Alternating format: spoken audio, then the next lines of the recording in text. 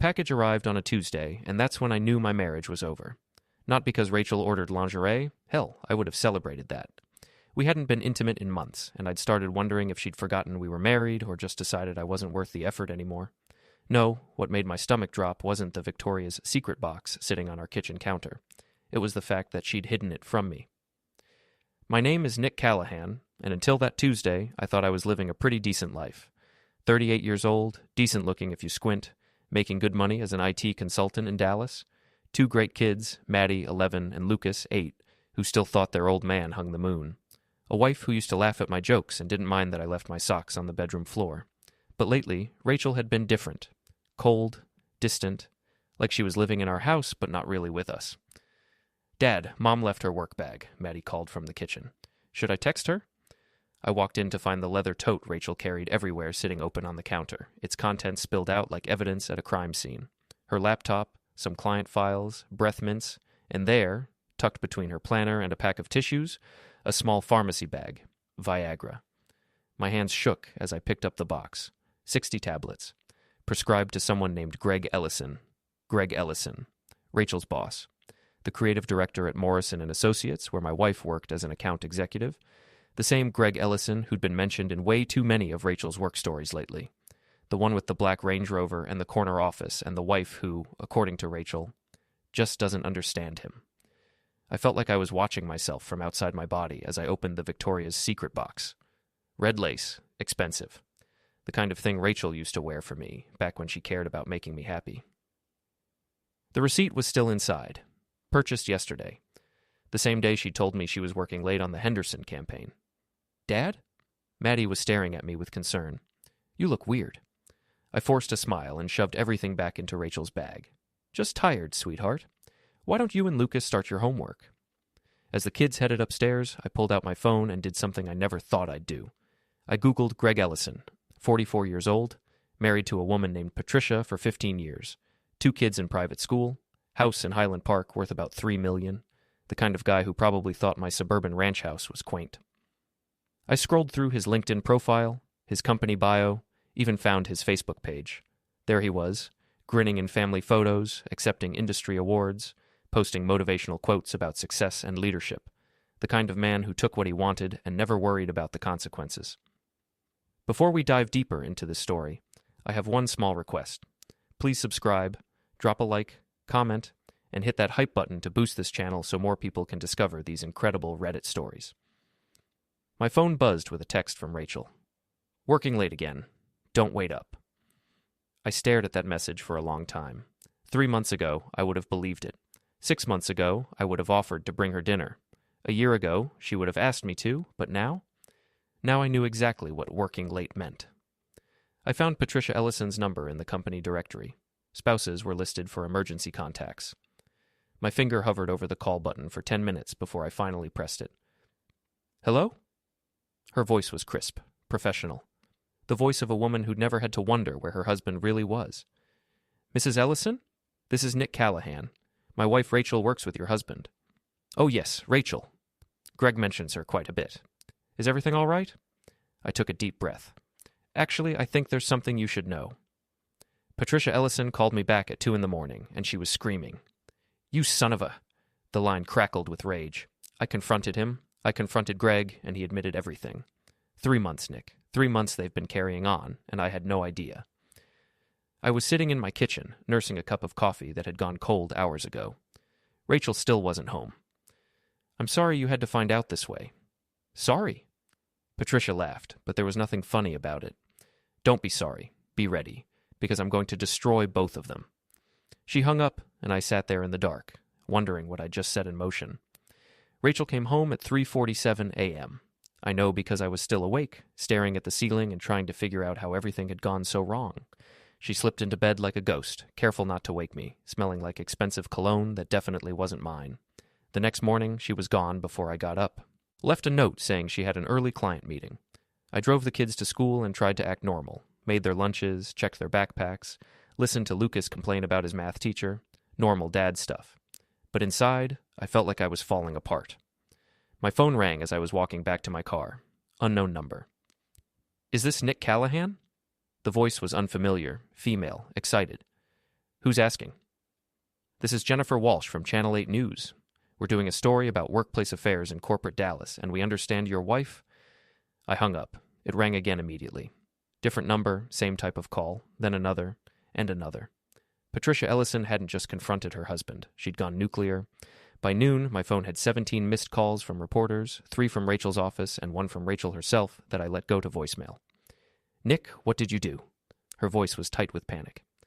Patricia Ellison showed up at our office this morning with a lawyer and a private investigator. She's telling everyone that Greg and I... The message cut off. She called back. Call me, now. We need to talk.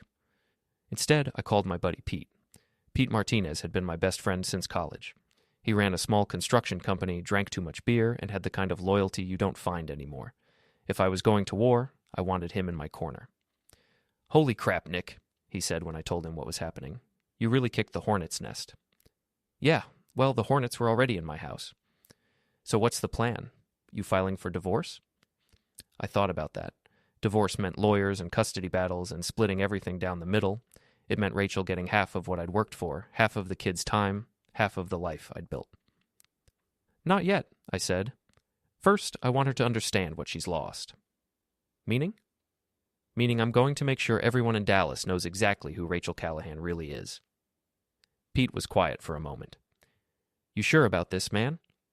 Once you start down this road, there's no going back. I thought about the red lingerie, about the Viagra with another man's name on it, about 3 months of lies and late nights and my wife coming home smelling like someone else. I'm sure.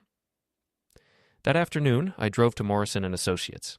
It was a sleek glass building in downtown Dallas, the kind of place where image mattered more than substance. I'd been there exactly once before, for a company Christmas party where Rachel had introduced me as my husband, like I was an accessory she'd rather leave at home. I parked across the street and waited. At 4:30, I saw him. Greg Ellison, walking out of the building like he owned the world. Tall, silver-haired, wearing a suit that probably cost more than my mortgage payment. The kind of man who'd never had to work for anything in his life. He got into his Range Rover, black, just like Rachel had mentioned, and pulled out of the parking garage. I followed him. He drove straight to the Ritz-Carlton downtown, parked in the valet area like he belonged there. I watched him walk into the hotel bar, check his phone, order what looked like an expensive whiskey. 20 minutes later, Rachel walked in. She'd changed clothes since leaving for work that morning. The conservative business suit was gone, replaced by a black dress I'd never seen before. Her hair was down, her makeup perfect. She looked beautiful and confident, and absolutely nothing like the woman who'd been sharing my bed for 13 years. She kissed him, right there in the hotel bar, where anyone could see. Not a quick peck, but a real kiss. The kind she used to give me. I took pictures. Lots of them. Then I drove home, uploaded the photos to my laptop, and started planning. If Rachel wanted to play games, I was going to show her how it was done. The school fundraiser was perfect.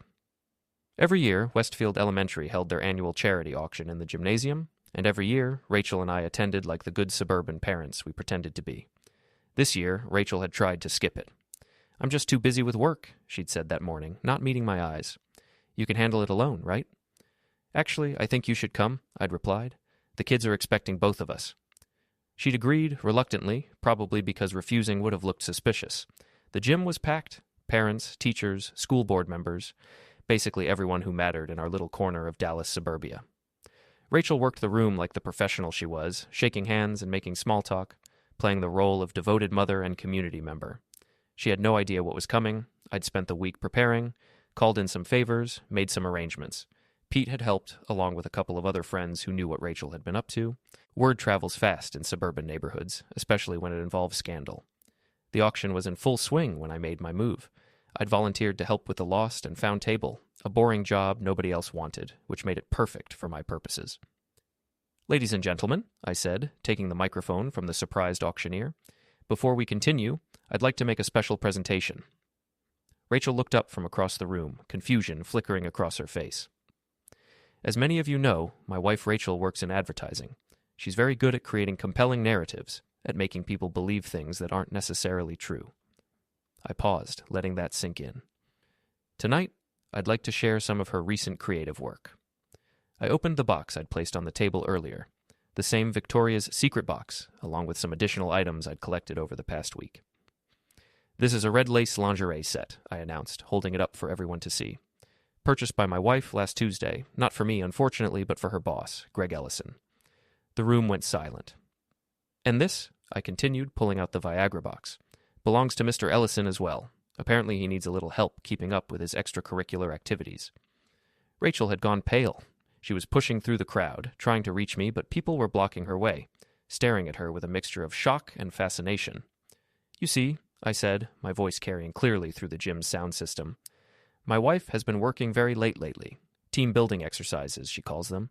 Very intensive, very physical team building." "Nick, stop." Rachel had finally reached the front of the room. Her face was flushed, her carefully applied makeup starting to smudge. "Please, just stop." "Stop what, honey? Telling the truth? Sharing your achievements with our friends and neighbors?" I smiled at her, the same smile I'd been giving her for 13 years. "I thought you'd be proud. After all, you've been working so hard to please your boss." Someone in the crowd gasped. I saw phones coming out, people starting to record. In 30 seconds, this would be all over social media. "The really impressive part," I continued, "is how dedicated she's been. 3 months of staying late, working weekends, even taking business trips to the Ritz-Carlton downtown. That's commitment." Rachel was crying now, mascara running down her cheeks. "You're destroying everything." "No, sweetheart. You already did that." Greg Ellison chose that moment to walk into the gym. He'd probably come looking for Rachel when she didn't answer his texts. He took one look at the scene, me at the microphone, Rachel crying, the lingerie displayed for everyone to see, and tried to back out. "Mr. Ellison," I called out cheerfully. "Perfect timing. Come on up here. I was just telling everyone about your special relationship with my wife." He bolted. I handed the microphone back to the stunned auctioneer and walked over to Rachel. She was surrounded by other parents now, some offering comfort, others just staring like she was a car accident they couldn't look away from. "The kids are at my sister's house," I said quietly. "I'll pick them up later. You might want to find somewhere else to stay tonight." "Nick, please, we can work this out. It doesn't have to be like this." I looked at her, really looked at her, and for a moment I remembered why I'd fallen in love with her 15 years ago. She'd been beautiful and ambitious and full of life. But somewhere along the way, she'd become someone else, someone who could lie to my face every morning and sleep next to me every night while planning her escape. "Yeah, it does," I said. I walked out of the gym, leaving her there with the wreckage of her reputation scattered around the lost and found table. Pete was waiting for me in the parking lot, grinning like an idiot. "Dude, that was epic. Did you see the look on her face?" "I saw it." "So what's next?" I thought about Greg Ellison running away like a coward, about Rachel's tears, which might have been real or might have been just another performance, about my kids, who were going to have to live with the fallout from tonight. Next, we make sure Greg understands that actions have consequences.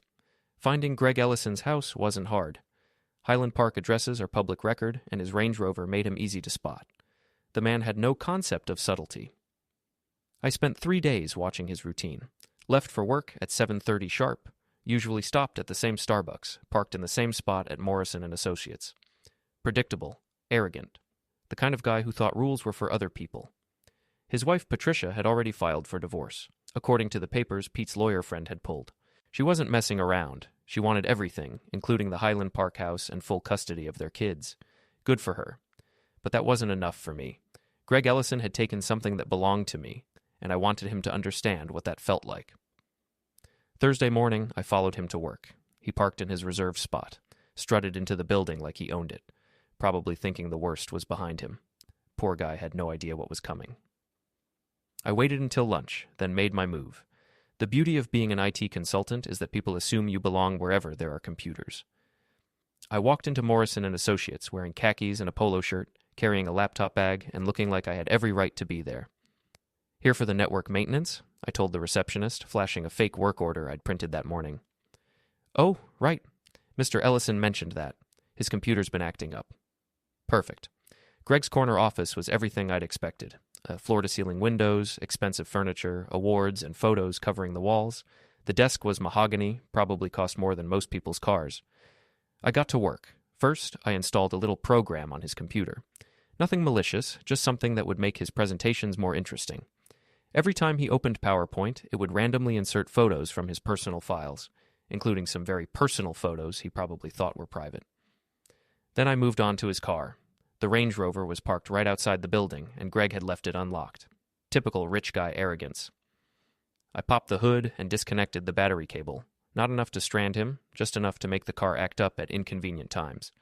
But the real masterpiece was what I did to the interior. I'd brought a small bottle of fish sauce, the kind they use in Vietnamese restaurants. Incredibly pungent, nearly impossible to get rid of once it soaks into fabric. I carefully applied a few drops to the underside of each seat, where they wouldn't be visible but would slowly release their aroma as the car warmed up. By the time I was done, Greg Ellison was going to have the most expensive mobile seafood market in Dallas. I was walking back to my car when my phone rang. Rachel. "We need to talk," she said without preamble. "Do we?" "Nick, please. This has gone far enough. You've made your point." "Have I? Because from where I'm sitting, you're still lying to me." Silence on the other end. Then, "What do you want?" "I want you to understand what you've thrown away. I want you to feel what I felt when I found that lingerie. I want you to know that actions have consequences." "You're scaring me." "Good. Maybe you should have thought about that before you decided to betray 13 years of marriage." I hung up and drove home. That evening, I got a call from Pete. He was laughing so hard he could barely speak. "Dude, you have to see this. Check Morrison and Associates' Facebook page." I pulled it up on my laptop. Someone had posted a video from that afternoon's client presentation. There was Greg Ellison standing in front of a room full of potential customers, trying to pitch some advertising campaign. Everything was going smoothly until he clicked to the next slide. Instead of market research data, the screen filled with a photo of Greg and Rachel in what was clearly a hotel room, both of them in various states of undress. The room erupted in shocked gasps and nervous laughter. Greg frantically clicked his remote, but the damage was done. The next slide was even worse, a close-up shot that left nothing to the imagination. "Technical difficulties," Greg stammered, his face bright red. "We're experiencing some technical difficulties." The video had already been shared 47 times. By tomorrow, it would be everywhere. My phone rang again. This time, it was Patricia Ellison. "Was this you?" she asked. "I have no idea what you're talking about." She laughed, a sound like broken glass. "Well, whoever it was, they deserve a medal. Greg just called me, crying like a baby. Apparently, his car broke down in the middle of rush hour traffic, and when the tow truck came, the driver refused to get in because of the smell. That's unfortunate. He's staying at a motel tonight, the Comfort Inn on I-35. Thought you might like to know." After she hung up, I sat back in my chair and smiled. Greg Ellison was learning what it felt like to lose everything. His marriage was over, his reputation was destroyed, and his precious Range Rover smelled like a fish market. But I wasn't done yet. Rachel had made her choice 3 months ago when she decided I wasn't enough for her anymore. Now she was going to live with the consequences, and so was everyone who'd helped her. Tasha Williams had been Rachel's best friend since college. Blonde, bubbly, and absolutely toxic. The kind of woman who lived for drama and gossip. She worked in Rachel's department at Morrison and Associates, and according to what I'd pieced together, she'd been covering for Rachel's affair from the beginning. I'd always hated Tasha, but Rachel insisted she was harmless. "Just a little immature," she'd say whenever I complained about Tasha's influence on our social life. Turns out Tasha wasn't just immature, she was actively malicious. I found this out when I intercepted a text message thread between her and Rachel. Rachel had left her phone on the kitchen counter while she showered, and curiosity got the better of me. The messages went back weeks. Tasha giving Rachel advice on how to hide the affair, where to meet Greg, what lies to tell me. She'd even helped Rachel pick out the lingerie. "Make sure you get the red set," one message read. "Men are so predictable. He'll think he's getting something special." Another. "Nick's such a loser. You deserve better. Greg's going to leave Patricia for you. Just wait and see.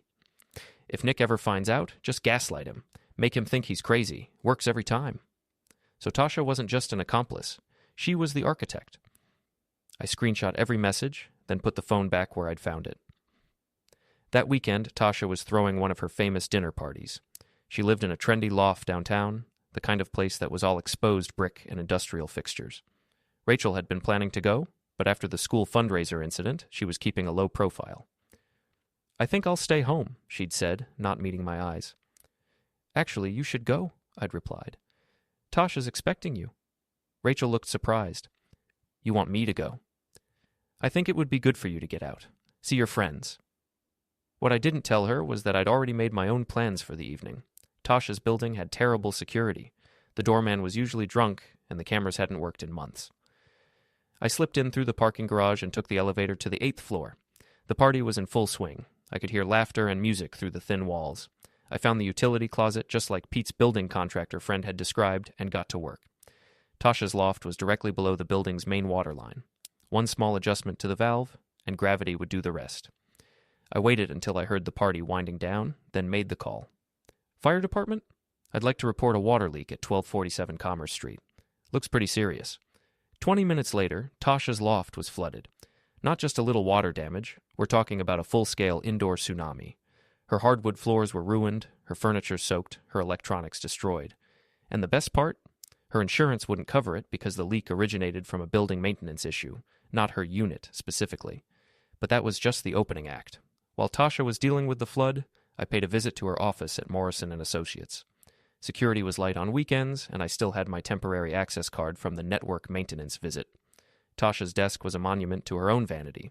Photos of herself everywhere, motivational quotes about success and ambition, a collection of expensive pens she probably never used. I planted a small recording device under her desk, the kind private investigators use for divorce cases. Then I hacked into her computer and installed some monitoring software. For the next week, I listened to every conversation Tasha had at work. Most of it was boring office gossip, but eventually I hit gold. Rachel's being such a baby about this, Tasha was saying to someone on the phone. So what if Nick found out? She should just divorce him and move in with Greg. But Greg's not leaving his wife, the other voice replied. I recognized it as Priya, another one of Rachel's work friends. He will. Men always do, once the pressure gets bad enough. Patricia's just making it easy for him by filing first. What if she doesn't want to wait? Tasha laughed. Then we go to Plan B. Rachel's been documenting all of Nick's angry behavior since this started. The yelling, the threats, the public humiliation, that any divorce lawyer would call it emotional abuse. My hands clenched into fists. They were planning to frame me. She's already got photos of the bruises, Tasha continued. What bruises? The ones she gave herself, obviously. A little makeup, some strategic photography, and Nick looks like a wife-beater. She gets full custody, full alimony, and Greg gets to play the hero who rescued her from an abusive marriage. I'd heard enough. That night, I called Patricia Ellison. I have something you need to hear, I said. I played her the recording. All of it. Tasha's plan, Rachel's fake evidence, the whole conspiracy to destroy my life and steal my children. Patricia was quiet for a long time after it finished. Those witches, she finally said. They're not just cheating, they're criminals. What do you want to do about it? I want to destroy them. All of them. I was hoping you'd say that. But that we spent the next hour planning. Patricia had resources I didn't. Private investigators, forensic accountants, lawyers who specialized in high-stakes divorces. She also had something even more valuable. Absolute rage at being betrayed by people she'd trusted. By the time we hung up, Tasha Williams and her co-conspirators were going to wish they'd never heard the names Callahan or Ellison. The war was about to get nuclear. The Morrison & Associates annual client gala was the event of the year for Dallas advertising. 500 people, including every major business owner in the city, all gathered at the Omni Hotel ballroom to network, drink expensive wine, and pretend they enjoyed each other's company. Rachel had been looking forward to it for months. Before everything exploded, she'd bought a new dress, made appointments for hair and makeup, planned to use the evening to advance her career. Now she was terrified to show her face in public. Maybe I should skip it, she said, staring at herself in the bedroom mirror. She looked beautiful, as always, but there were dark circles under her eyes that makeup couldn't quite hide. Don't be ridiculous, I replied, adjusting my tie. You've worked too hard to let gossip keep you away. She turned to look at me, suspicion flickering across her face. Why are you being so supportive? Because you're still my wife, and because I want people to see us together, united. Show them that whatever they've heard is just rumors. It wasn't entirely a lie. I did want people to see us together, just not for the reasons she thought. The ballroom was spectacular. Crystal chandeliers, white tablecloths, a string quartet playing in the corner, the kind of elegant affair that made everyone feel sophisticated and important. Rachel worked the room like the professional she was, shaking hands and making small talk, pretending everything was normal. A few people gave her strange looks, but most were too polite to say anything directly. Greg Ellison was there too, standing near the bar with a group of other executives. He looked terrible, like he hadn't slept in days.